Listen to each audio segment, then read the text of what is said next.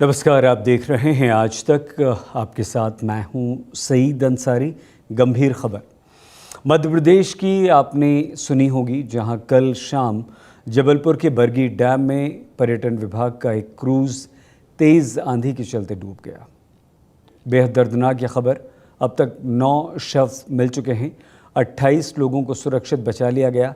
6 लोग अभी भी लापता हैं। बताया जा रहा है कि हादसे के समय 43 पर्यटक सवार थे। प्रशासन दुख व्यक्त कर रहा है। सरकार कह रही है जांच करा लेंगे, लेकिन हर बार तो यही किया जाता है, पर निकलता कुछ नहीं। और यही जबलपुर में हुआ। मौसम ख़राब होने का येलो अलर्ट था, फिर भी सब सोते रहे। पर्यटन विभाग ने अनसुना कर दिया, अलर्ट की चिंता नहीं की। बेसिक सी बात है कि हर पर्यटक को क्रूज़ पर चढ़ने से पहले पहना देनी चाहिए थी लाइफ जैकेट। दावा है कि सबने जैकेट नहीं पहनी थी।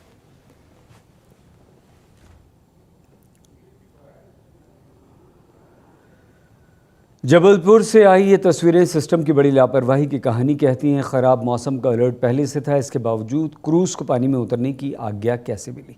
हादसा हुआ वो एक वीरान क्षेत्र था, वहाँ कोई आबादी नहीं थी। कहा जा रहा है कि तूफ़ान इतना तेज़ था कि उसकी टक्कर से क्रूज़ के शीशे चकनाचूर हो गए। क्रूज़ में देखते ही देखते पानी भर गया, डूब गया। 9 की मौत हो गई। आंकड़ा 4 से 5 और बढ़ सकता है।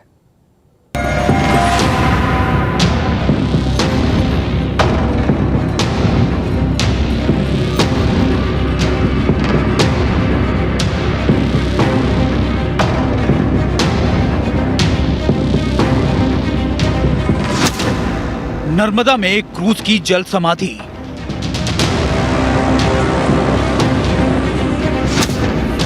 उफान में घिरा क्रूज जलमग्न हो गया।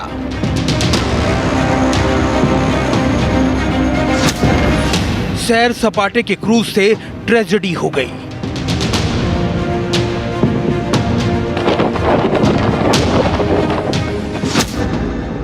एक झटके में कई परिवार उजड़ गए।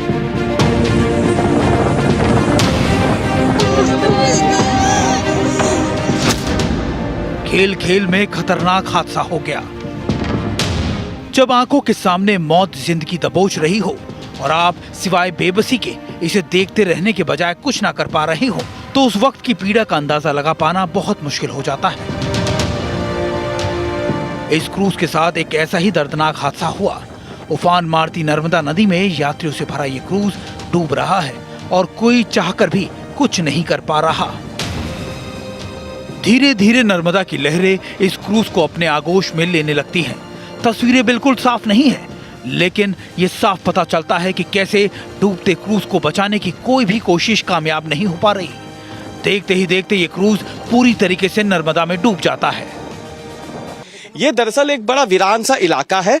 आसपास ये जो इलाका है ये पूरा जल भरण वाला इलाका है। यहाँ पे पानी भर जाता है हर बार, क्योंकि ये बैक वाटर है। वो सामने अगर आप देखेंगे वो बरगी डैम है। अगर कैमरामैन चाहे तो आपको जूम करके दिखाएंगे, वो बरगी डैम है और ये एक अथाह जलराशि है और बिल्कुल वीरान है। जबलपुर से करीब 35 किलोमीटर दूर ये इलाका है। आसपास कोई बसाहट नहीं है और इसीलिए जब यहाँ पे ये हादसा हुआ, क्योंकि ये जो नाव है, ये नाव करीबन यहाँ से 500 मीटर दूर से उसने अपना सफर शुरू किया था और वहां से ये नाव निकल के आई थी।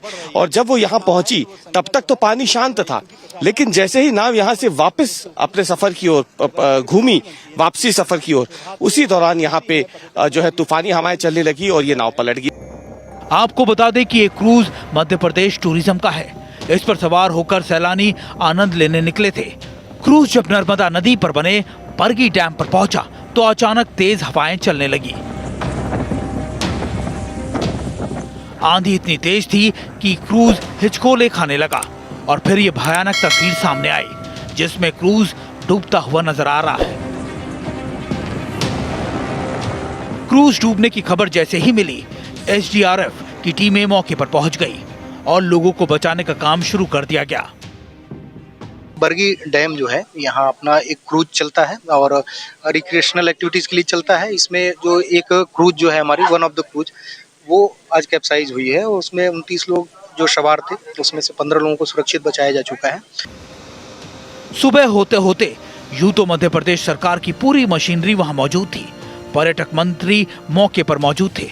रेस्क्यू ऑपरेशन भी तेजी से आगे बढ़ रहा था, लेकिन तब तक जो जान माल का नुकसान होना था वो हो चुका था। आप देखिए, ये लाइफ जैकेट्स पेटी पैक है और पन्नियों में पैक है। अब आप सोचिए, जिस लाइफ जैकेट्स को इन पर्यटकों को पहनना था वो लाइफ जैकेट्स इस तरीके से पैक पड़ी हुई थी और जाहिर सी बात है इतना समय उन पर्यटकों को मिला ही नहीं कि वो इस पैकेट को खोल करके फिर इसके अंदर से लाइफ जैकेट निकालते और पहनते, क्योंकि जब तक वो ये कर रहे थे इतनी देर में ये पूरी की पूरी नाव जो है वो नर्मदा नदी के इस गहरे पानी में समा गई। तो लापरवाहियों की पूरी श्रृंखला है जिसकी वजह से ये दर्दनाक हादसा मध्य प्रदेश में हुआ। कैमरामैन अमरीश के साथ अवीश पाल सिंह, भोपाल, आज तक। 9 लोगों के अभी तक शव मिल चुके हैं। इनमें एक बच्चा है, 8 महिलाएं हैं। ये वो लोग हैं जिन्होंने कभी नहीं सोचा कि क्रूज़ पर घूमकर वो यादों को सहेज नहीं पाएंगे, उनकी ज़िंदगी ख़त्म हो जाएगी। ज़िंदगी भर इस सफ़र को याद रखने के लिए वो क्रूज़ पर गए थे, लेकिन लापरवाही के इंतहा ने इन सभी की ज़िंदगी को ख़त्म कर दिया। यह हादसा कैसे हुआ, हमारी संवाददाता रवीश पाल सिंह ने ऐसे ही एक क्रूज़ से समझा जैसे कल ये क्रूज़ डूबा था। आज तक आपको दिखाएगा कि जिस बोट में क्रूज में डूब करके लोग मरे हैं, दरअसल वजह क्या रही थी। आज तक ने पता किया है कि जो ज़्यादातर शव निकल रहे हैं उस क्रूज बोट से वो इस हिस्से से निकल रहे हैं। ये जो हिस्सा है ये बंद रहता है, ये कैबिन है पूरा, और ज़्यादातर लोग जो है डर के मारे कल जब तेज़ हवाएं चली थी तो इस वाले हिस्से से, ये जो ऊपर का आप हिस्सा देख रहे हैं, वो यहाँ से निकल करके भागते हुए यहाँ पे आए, क्योंकि इसके अंदर लाइफ जैकेट्स मौजूद थी और सभी लोग भाग करके नीचे इस कैबिन में जब आए। ये एयर कंडीशनर का कैबिन होता है, पूरा एसी होता है, ये पूरा वातानुकूलित होता है, पैक होता है। सामने की तरफ आप देखें, वो ऊपर का जो हिस्सा है हम आपको दिखाते हैं, ये वो हिस्सा है जहाँ पे जो बोट चलाने वाला शख्स है वो यहाँ बैठता है ऊपर और यहीं से वो पूरी नज़र रखता है। तो कल जब नाव डूबी तो इसे फ़ायदा मिला ऊंचाई का, और क्योंकि लाइफ जैकेट भी पहनी हुई थी तो आसानी से बोट चालक जो है वो निकल गया, क्रूज़ बोट चालक। लेकिन अब आज तक आपको एक्सक्लूसिव तस्वीर दिखाएगा उस क्रूज़ बोट के अंदर की, और आप उसे देख के अंदाज़ा लगाइए कि जो लोग अपनी जान बचाने के लिए लाइफ जैकेट्स लेने के लिए ऊपर से नीचे की तरफ आए थे, कैसे ये कैबिन उनकी जान के लिए एक जानलेवा पिंजरा साबित हुआ। ये कैबिन है, ये हूबहू वैसी ही क्रूज बोट है जो बरगी में डूबी है। ये आप देख सकते हैं, यहाँ पे तमाम लोग मौजूद थे कल। आप ये समझिए कि ये वैसी ही क्रूज बोट है, इसी में सब लोग कल भाग करके आए। कई लोग पहले से मौजूद थे क्योंकि गर्मी बाहर काफ़ी ज़्यादा थी, इसलिए एसी के लिए वो लोग यहाँ पे आए ठंडक के लिए।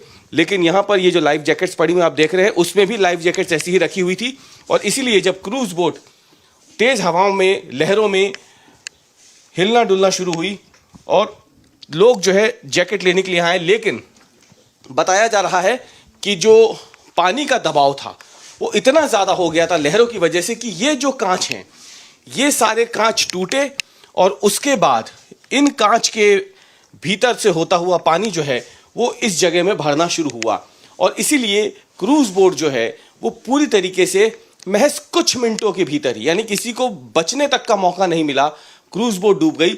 जो लोग ऊपर की तरफ थे वो निकल के आसानी से, क्योंकि उन्होंने लाइफ जैकेट भी पहन ली थी, वो तैर के या फिर लोगों ने बचा लिया। कुछ लोग ऐसे थे जो इस क्रूज बोट के सोफे में जब यहाँ पानी भरा इस हिस्से में, तो सोफे बाहर की तरफ निकलना शुरू हुए, और वही सोफे जो है फिर उसमें भी लोग पकड़ के जाते रहे। जबलपुर हादसा सिर्फ एक दुर्घटना नहीं, कई प्रश्नों का तूफान लेकर आया। मौसम खराब था, चेतावनी जारी थी, क्रूज को रवाना करने की स्वीकृति फिर भी कैसे मिल गई? क्या सुरक्षा नियम सिर्फ कागज तक सीमित रह गए?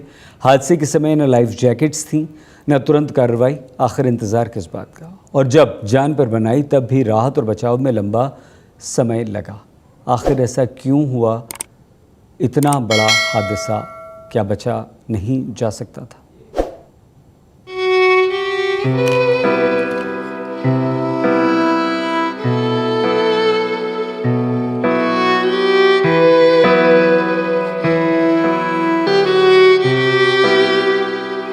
सुरक्षा एजेंसियां पानी से शवों को निकाल रही हैं। जैसे ही कोई टीम किनारे आती है, उनके परिजन शवों को देखकर बदहवास होने लगते हैं।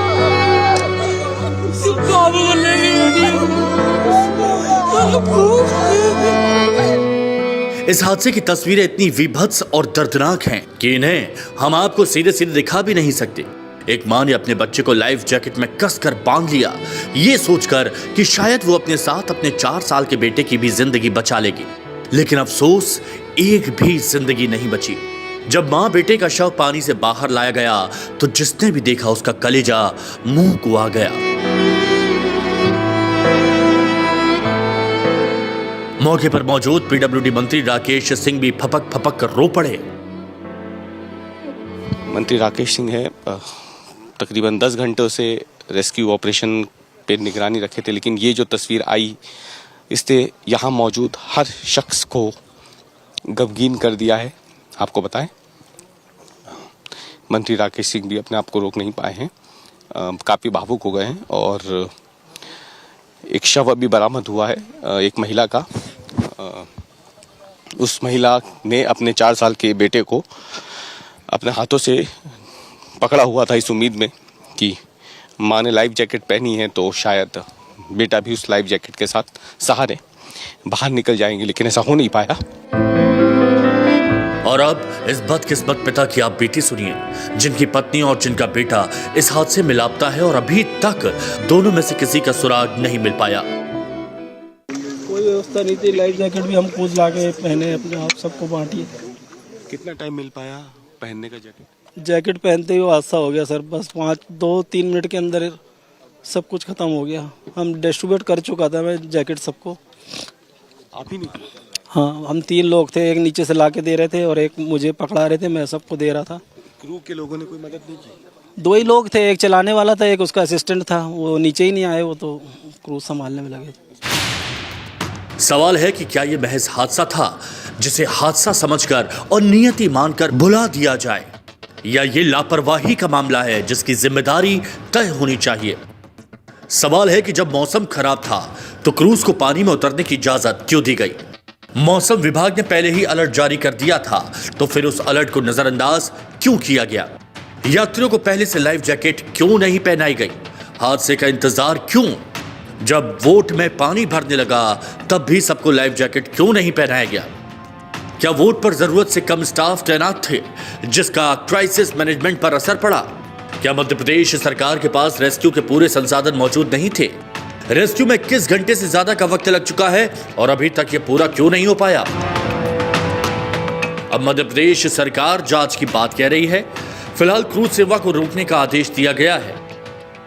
इस घटना के जांच के आदेश मैंने विभाग को दिए हुए हैं। अगर लापरवाही के कारण ये दुर्घटना हुई है तो उन पर कठोर से कठोर कार्रवाई करने का हम काम करेंगे। सबसे पहली प्राथमिकता तो ये है कि जो लोग काल कलवित हुए हैं या जो लोग मिसिंग हैं उनका रेस्क्यू कर लिया जाए। अब आप चाहे जितनी सख्ती कर लें, जो जिंदगी चली गई वो वापस नहीं लौटने वाली है मंत्री जी। रवीश पाल सिंह, जबलपुर, आज तक।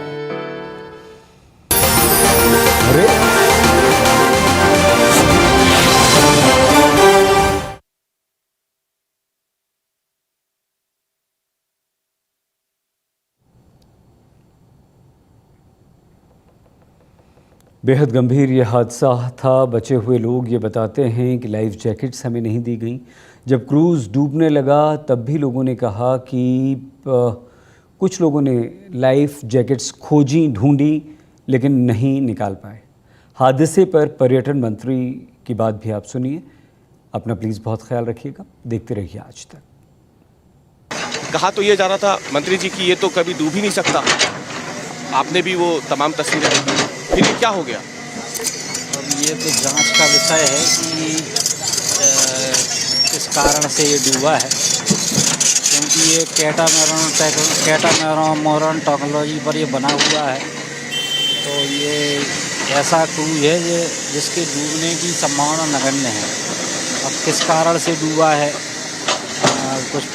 जो उसमें अंदर थे वो कहते वो उनका और भी कई ऐसे क्रूज तो चल ही रहे हैं मध्य प्रदेश में, भोपाल में चल रहा है, हमने देखा ओमकारेश्वर में भी चल रहा है, कई और दूसरी जलराशियों में भी चल रहा है, हनुमंतिया टापू पे चल रहा है। तो क्या अब उस सरकार उनको रोकेगी? यहाँ पे भी एक और ऐसा ही क्रूज है, तो अभी सरकार रोकेगी जब तक रिपोर्ट नहीं आ जाती है जांच की, या फिर लोगों की जान के साथ खिलवाड़ होता रहेगा? निश्चित रूप से क्योंकि पर्यटन मंत्री है, आप ही के विभाग में। मैंने अपने विभाग में निर्देश दिए हैं कि जितने क्रूज चल रहे हैं उनकी जांच की जाए, वो सेफ्टी की दृष्टि से ठीक हैं कि नहीं है, उसके बाद ही चलाया जाए। अभी फिलहाल